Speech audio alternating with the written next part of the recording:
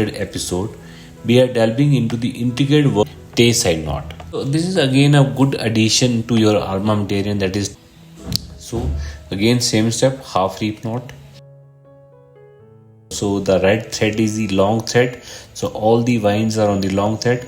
Decided short thread. Then we bring the. I will share the picture of your 100 knots with me soon in the basically chat. And difference here is that we are locking on the same thread, that is the shorter thread. All the vines are on the single thread. Then we lock it further. Then bring the reef knot back. Then keep tightening, and as you slide.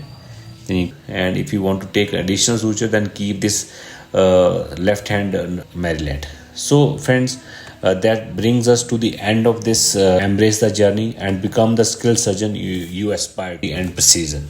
And if you're watching this video on our YouTube channel,